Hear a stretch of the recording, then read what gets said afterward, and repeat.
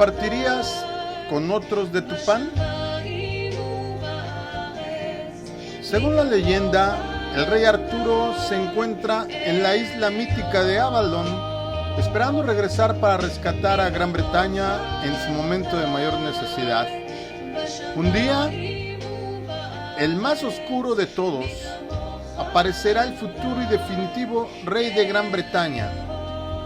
Arturo es, por supuesto, un personaje mitológico, pero el profeta Miqueas sabía de un verdadero rey cuyos orígenes eran desde tiempos antiguos, como nos lo dice en su propio libro, en el capítulo 5, verso 2, y que vendría de forma inesperada a rescatar a su pueblo.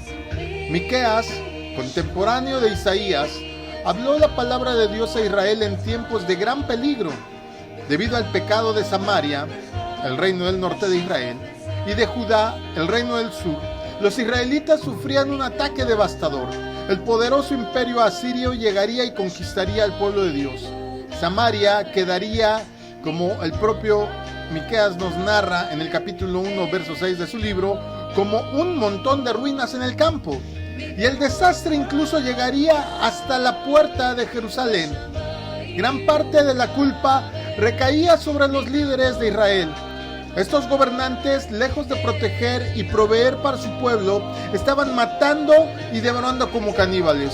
Ellos se comían la carne del pueblo, les desollaban su piel, quebraban sus huesos y los hacían pedazos como para una olla, como carne dentro de una caldera, según nos narra Isaías en su profecía en el capítulo 3, verso 3. No es de extrañar que años más tarde el profeta Jeremías resumiera el mensaje de Miqueas citando una de sus predicciones más premonitorias. Miqueas de Moreset profetizó: Sión será arada como un campo, Jerusalén se convertirá en un montón de ruinas y el monte del santuario será como los lugares altos de un bosque. Jeremías nos dice esto en el capítulo 26, verso 18, y está citando el capítulo 3, verso 12, Miqueas. En este mundo oscuro y peligroso, Miqueas habló no solo palabras de juicio, sino también de esperanza. En nuestro versículo, esta esperanza se centra en un lugar humilde y en un gobernante celestial. Las buenas noticias de Miqueas comienzan con un "pero tú". Samaria en este momento está reducida a escombros, Jerusalén se encuentra en ruinas, pero hay esperanza para alguien. Curiosamente, ese alguien no es una persona, sino un lugar. Belén Éfrata. Dice ahí en Miqueas 5:2, de ti me saldrá el que ha de ser gobernante en Israel. En lugar de salir de la poderosa Jerusalén, la capital de Judá con su palacio real, el rey y rescatador saldría del humilde Belén. Belén era prácticamente inexistente, un pequeño pueblo justo al suroeste de Jerusalén. Sin embargo, en algún momento entre 700 y 730 a.C., Miqueas profetizó que este pueblo insignificante sería el lugar del nacimiento del Mesías. Y así sucedió. En el Evangelio de Mateo leemos que Jesús nació en Belén de Judea en tiempos del rey Herodes, en su capítulo 2, verso 1 del Evangelio que lleva el propio nombre de Mateo. En la providencia de Dios, el emperador romano había emitido una orden para que todo ciudadano regresara a su ciudad natal. Y así, María y José salieron de Nazaret para viajar a Belén. Puede que el emperador haya estado planeando un censo, es verdad, pero Dios estaba asegurando de que se cumpliera la palabra que Él envió a través de Miqueas. Al igual que en los días de Miqueas, Israel en ese momento tenía un gobernante codicioso y despiadado. Herodes el Grande se reveló como otro rey caníbal. Cuando ordenó la matanza de todos los niños varones en Belén, y engendró a Herodes Antipas, quien luego sirvió la cabeza de Juan el Bautista en una bandeja. Pero en medio de la oscuridad, el rey había venido. De hecho, la profecía de Miqueas, esta que citamos, cuando Herodes pregunta a los principales sacerdotes y escribas dónde se suponía que nacería el Cristo, ellos respondieron: en Belén de Judea, porque así está escrito por el profeta.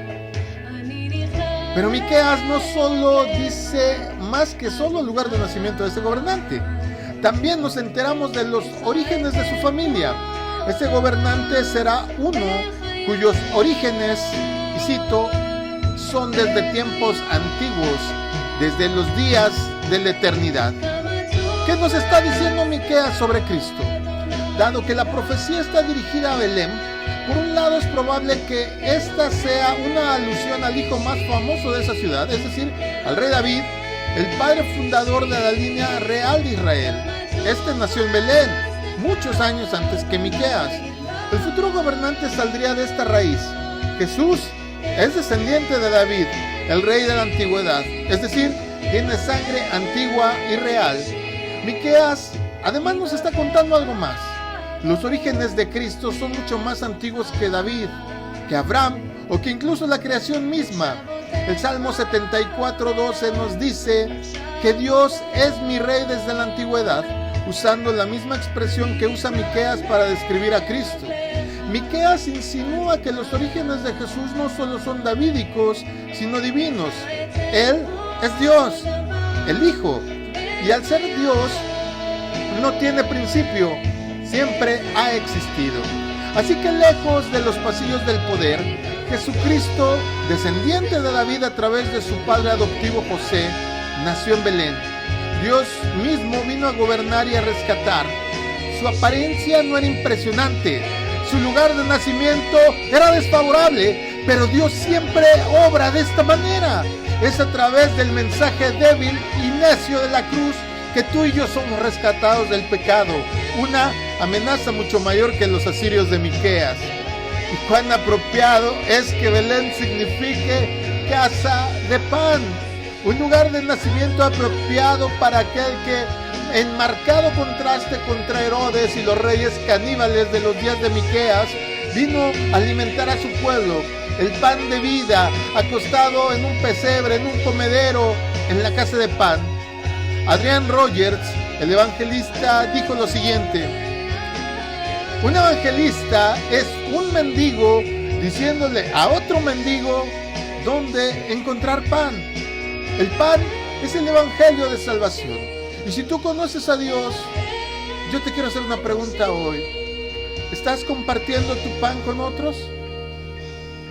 Hay tanta necesidad de saciar el hambre de la gente, y no solo de forma física sino espiritual, que deberíamos estar compartiendo a Jesús en todos lados y en todo momento. La vida de muchos cambiaría de forma impresionante si las buenas nuevas de salvación se predicaran con mucho interés y con mucho afán.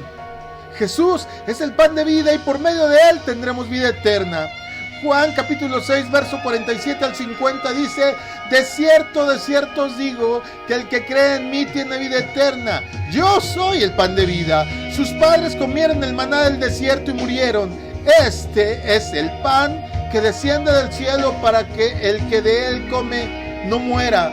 Quedarse, amado hermano, con esta verdad es egoísta, pues la gente necesita esperanza y fe. Urge que seamos conscientes del pecado y de nuestra necesidad de perdón y redención, y que solo Dios ofrece. No importa hace cuánto tiempo ya recibiste la salvación, si no estás compartiendo las buenas noticias con la gente a tu alrededor, es hora de empezar a hacerlo. Deja de lado el temor por el que dirán, pues Dios mismo respalda su palabra, y si la semilla es echada, Él se va a encargar de que lleve fruto, porque como dice el libro de los Hechos, capítulo 13, verso 47, porque así nos ha mandado el Señor diciendo: te he puesto para luz de los gentiles, a fin de que seas para salvación hasta lo último en la tierra. Si alguna vez tuviste hambre y cuando comiste fuiste saciado, piensa en que tienes mucho alimento espiritual para dar. Amado, hoy te exhorto a que no te quedes con el pan que tienes. Compártelo.